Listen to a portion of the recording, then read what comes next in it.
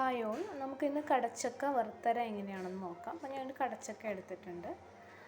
പിന്നെ അതിനാവശ്യമായിട്ടുള്ള പൊടികൾ മഞ്ഞൾപ്പൊടി, മുളക് പൊടി, കശ്മീരി ചില്ലി പൗഡർ, മല്ലിപ്പൊടി, പിന്നെ കുറച്ച് ചിക്കൻ മസാല. ഇത്രയാണ് നമ്മൾ എടുത്തിരിക്കുന്നത്.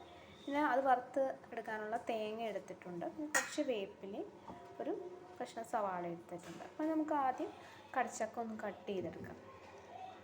ഇനി നമുക്ക് കടച്ചക്ക ഒന്ന് വേവിച്ചെടുക്കാം. ഞാനിപ്പോൾ ചെറുതായിട്ട് നുറുക്കിയെടുത്തിട്ടുണ്ട്.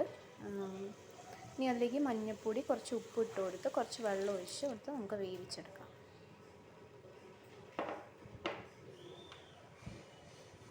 ഇനി നമുക്ക് തേങ്ങ ഒന്ന് വറുത്തെടുക്കാം. ഞാനൊരു ചട്ടി ചൂടാക്കി തേങ്ങ അടുപ്പത്ത് വെച്ചിട്ടുണ്ട്. ചെറിയ തേങ്ങ ഇട്ട് കൊടുത്തിട്ടുണ്ട്.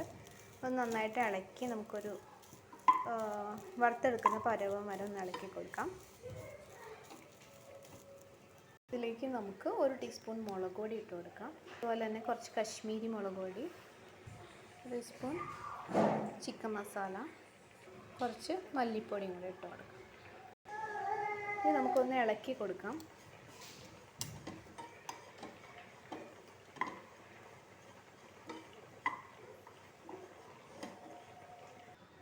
അപ്പോൾ നമ്മുടെ തേങ്ങ റെഡി ആയിട്ടുണ്ട്. ഇത് നമുക്ക് ജാറിലൊന്ന് അടിച്ചെടുക്കാം. ഇപ്പോൾ നമ്മൾ അരച്ചെടുത്തിട്ടുണ്ട്. അതുപോലെ നമ്മുടെ കടച്ചക്കയും വെന്ത് വന്നിട്ടുണ്ട്. നന്നായിട്ട് വെള്ളം വറ്റി വന്നിട്ടുണ്ട്. ഇനി നമ്മൾ ഒരു ചട്ടി അടുപ്പത്ത് വെച്ചിട്ട് കുറച്ച് സവാളയും വേപ്പിലയും ചുവന്ന മുളകും ഇട്ട് കൊടുത്തേക്കാണ്. അതിലേക്ക് കുറച്ച് കടുകും കൂടെ ഇട്ട് കൊടുക്കാം. ഇതിലേക്ക് വെളിച്ചെണ്ണയും കൂടെ ഒഴിച്ച് കൊടുക്കാം.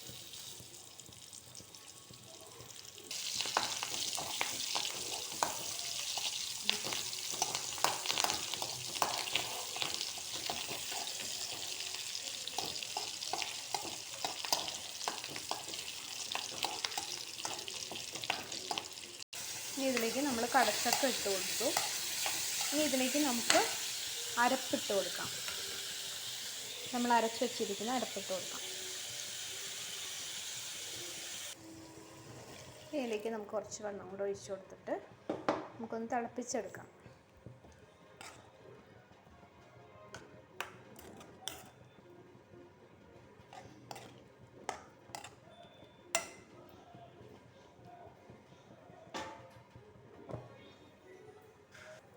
ഇതിലേക്ക് ആവശ്യത്തിന് ഉപ്പും കൂടി ഇട്ട് കൊടുക്കാം.